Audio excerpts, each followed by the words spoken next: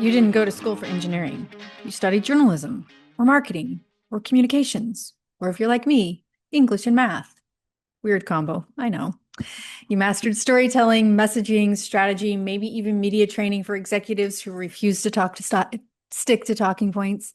But here you are, optimizing inputs, debugging brand visibility issues, and working across interconnected systems that require precision, structure, and adaptability.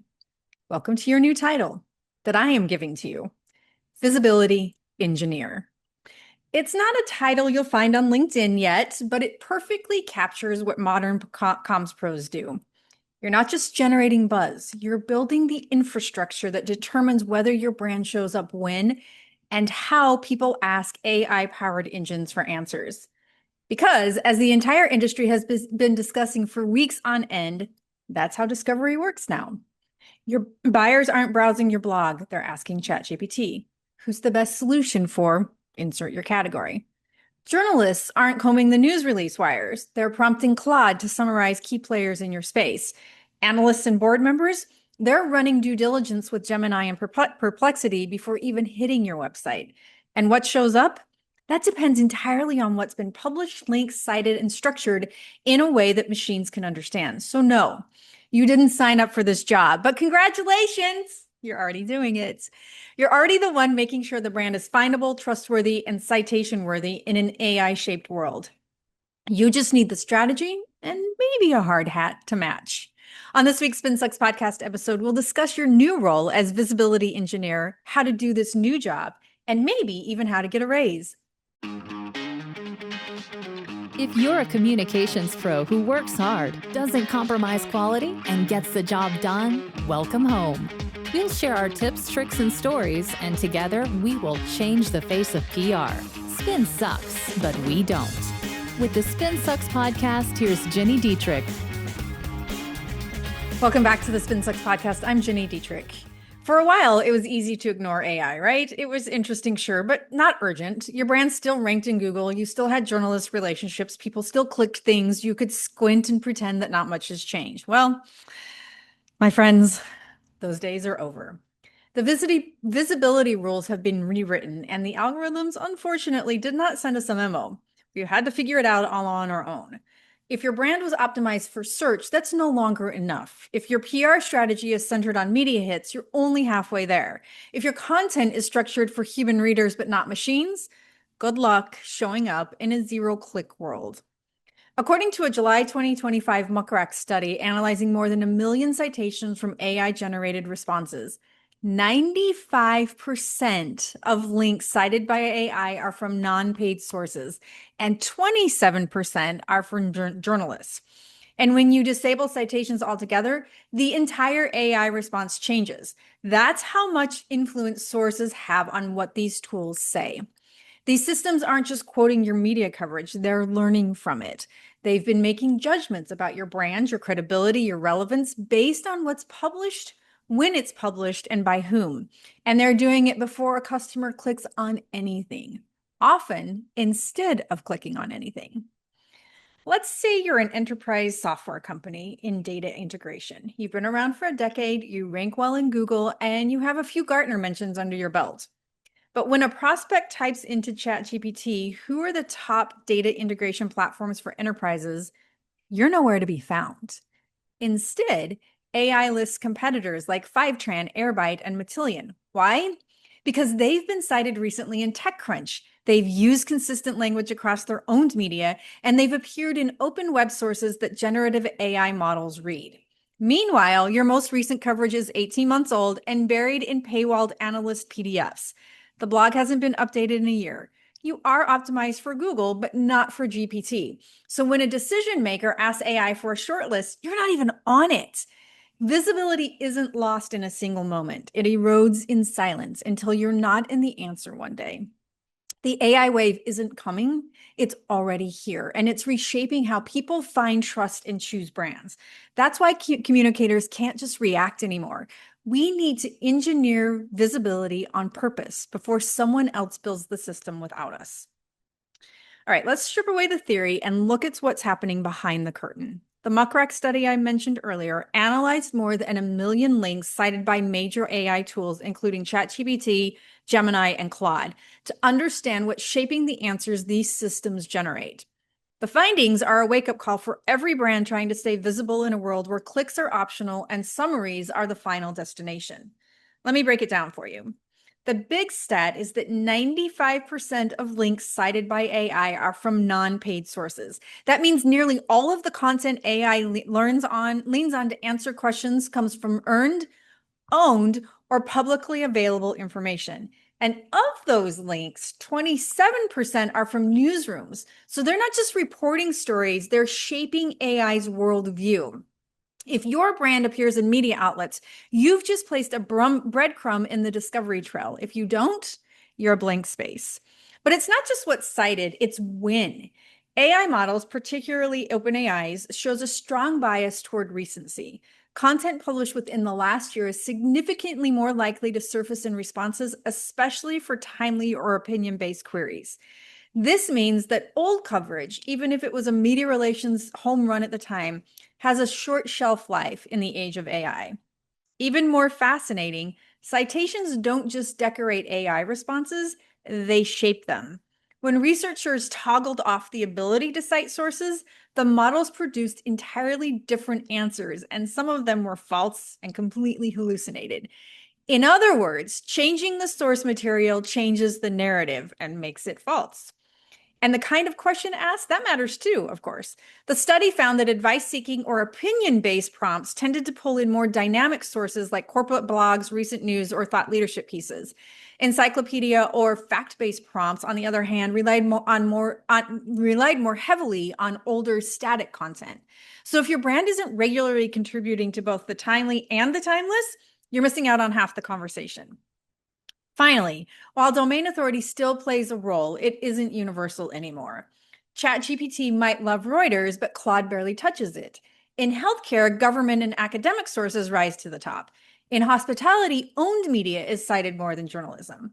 Each industry has its own trust ecosystem, and AI models learn from different slices of it. That's why visibility engineering is not a one-size-fits-all discipline. It's a custom build. So the bottom line is this. If you're not actively feeding the system with relevant, credible, recent content, you're not just at risk of falling behind, you've already disappeared.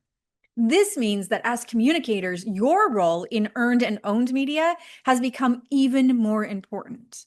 Owned media has always been the foundation of the PESO model, which feeds earned media and shared and paid. So you want to lean more heavily into those two things, earned and owned, while using paid and shared for distribution and reaching new audiences. It's one thing to adopt a new title. It's another thing to know exactly what it means. A visibility engineer is a communication strategist who builds the systems that ensure a brand is seen, trusted, cited, and surfaced in an AI world. And that work, it's a lot closer to engineering than you might think. I don't want to scare you though. It's not engineering. It's just you're taking things and making them work together. You're no longer just a storyteller. You're an architect. You map how content flows across paid, earned, shared, and owned channels. You plan for discoverability, not just distribution. You build the infrastructure that makes visibility scalable and sustainable, not just a lucky outcome when a campaign lands. You're an electrician too. You wire the system, connecting channels, applying structured data, optimizing for schema, and embedding metadata. You make sure that when a bot scrapes your site or summarizes your news release, it gets the right story with the proper context from the right source. And when something breaks, you're the debugger. You investigate why ChatGPT is hallucinating your product features or why Claude describes your company as if it's 2021.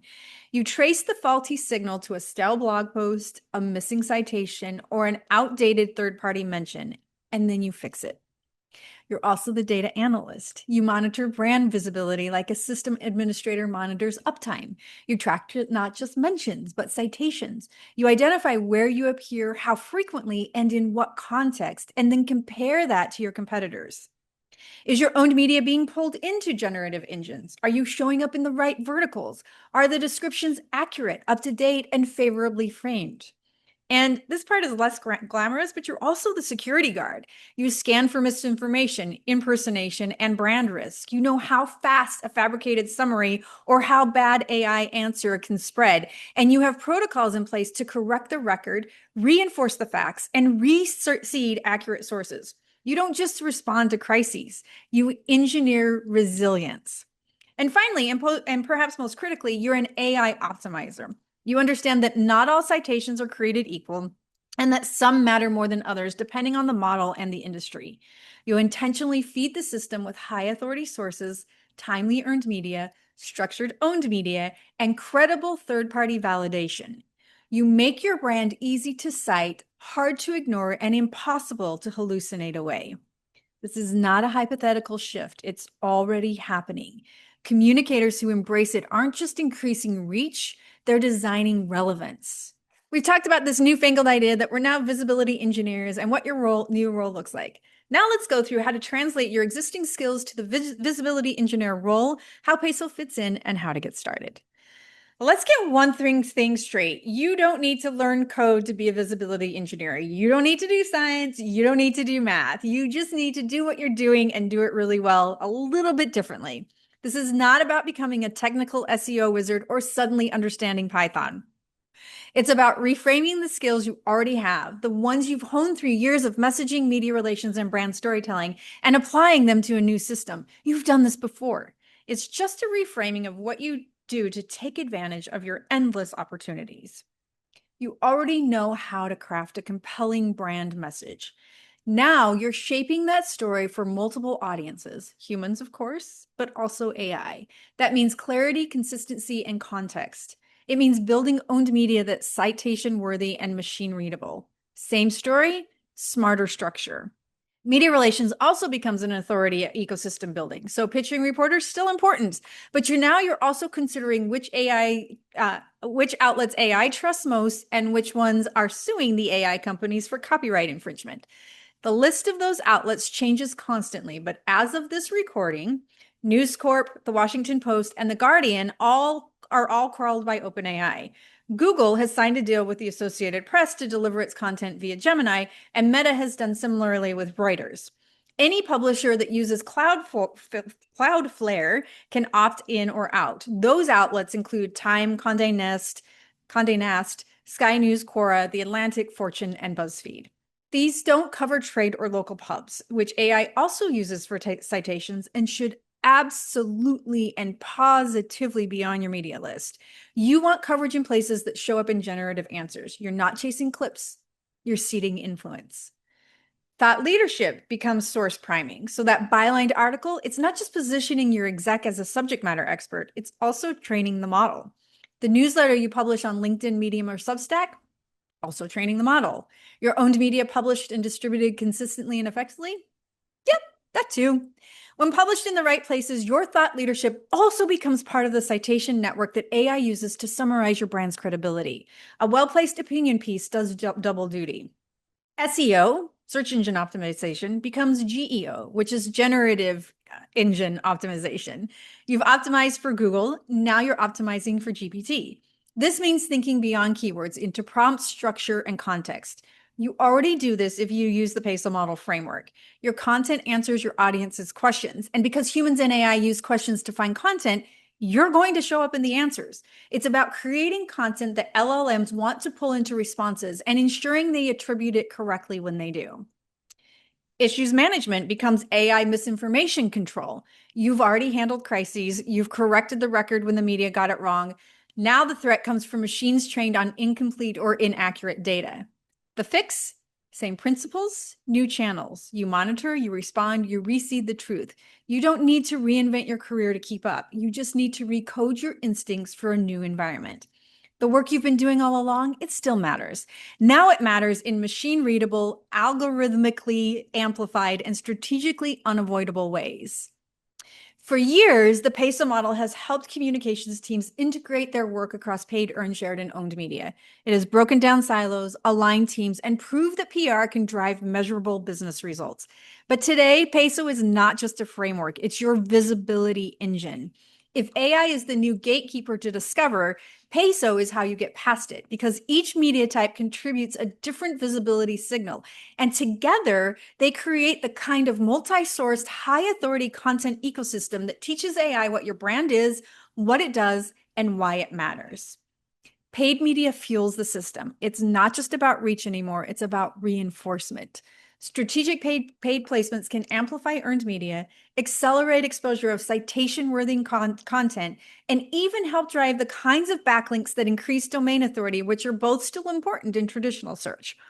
Paid doesn't earn trust on its own, but it does turn up the volume on what already works.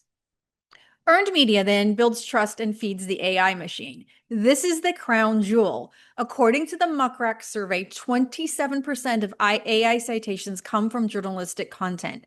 Media mentions aren't just great optics, they're training data. Earned media is how your brand earns a seat at the AI table. And earned media that cites your brand next to your priority keywords, that's winning both SEO and GEO at an entirely different level. Shared media then signals relevance. Every like, repost, save, and retweet is a trust signal.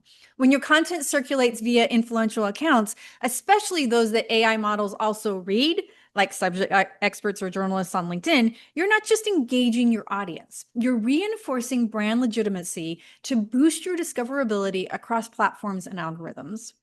And then owned media anchors the narrative. Your blog, your newsroom, your website, they all remain critical, but only if they're structured and up to date.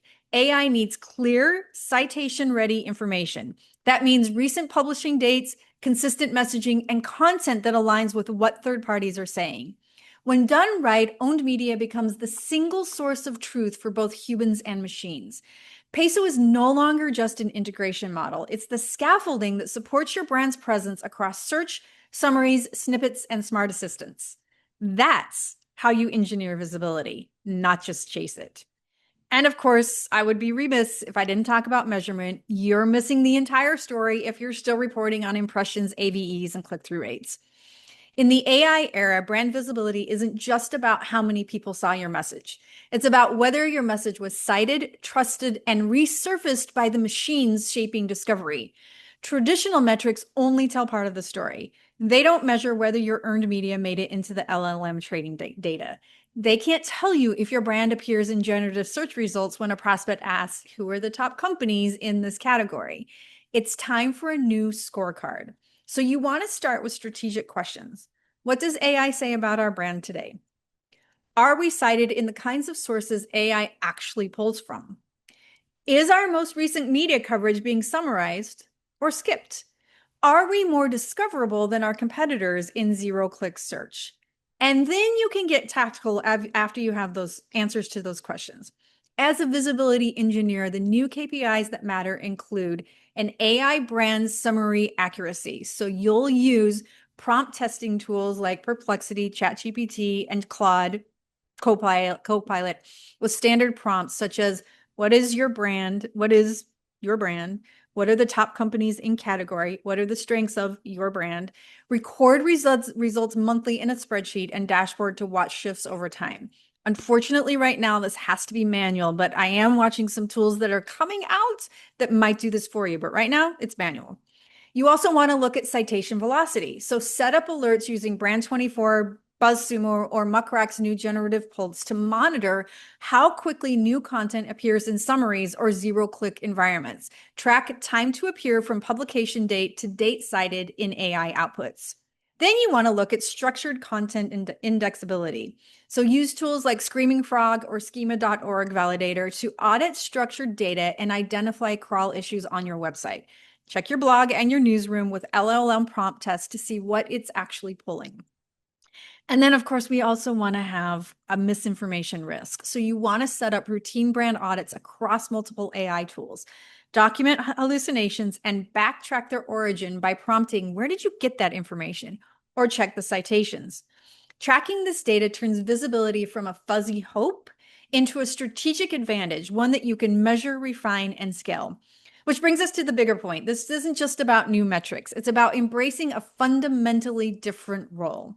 You've already been doing the work. Now it's time to own this role. You're not just a communicator. You're not a news release machine. You're not a media whisperer. You're not a PowerPoint deck creator or someone who gets brought in after the strategy is baked. You are a visibility engineer, and your work is shaping how the world discovers, understands, and trusts your brand.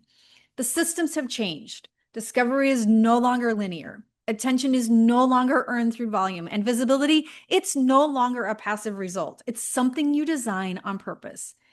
AI is here. The models are watching, and every media hit, every blog post, every podcast episode, every newsletter, every video, and every piece of structured content is now a training data decision. So what now? I'm going to give you a really quick look at a day in the life of a visibility engineer. This is going to vary, of course, and this is just general. It doesn't work for everybody, but you can take bits and pieces from it. Monday, you'll review generative search results for your brand using prompts like, what is our brand known for? Who are the leaders in our category? Document changes from the previous month, from the previous week even. On Tuesday, you'll collaborate with your content team to identify blog topics matching audience search intent and citation potential. You'll review structured data on the site and update your publishing schema where needed. On Wednesday, you'll pitch earned media to AI-crawled publications, trade journals, and local pubs known to appear in your industry's AI responses. On Thursday, you'll review social and shared content to identify which pieces resonate with influencers and credible resharing accounts. You'll plan distribution boosts for anything that's citation-worthy. And on Friday, you'll meet with leadership to report on visibility metrics. So show which competitors are gaining ground in AI-generated outputs and why. Use this intel to prioritize next week's PESO efforts. This is not a new full-time role. This is not new work. It's a lens through which your existing comms work becomes more strategic, more measurable, and more future-proof. And that, my friends, is what we should all strive for. More future-proof as a visibility engineer. If you want to learn more about becoming a visibility engineer, join us in the SpinSucks community. It's a great place to get advice, brainstorm ideas, and build real relationships with your peers. You can find us at spinsucks.com/spin-sucks-community. That's spinsucks.com/spin-sucks-community. And make sure you follow us on LinkedIn, TikTok, and Instagram. We're posting tips, how-tos, cheat sheets, and more every week. I'll see you next week. Bye.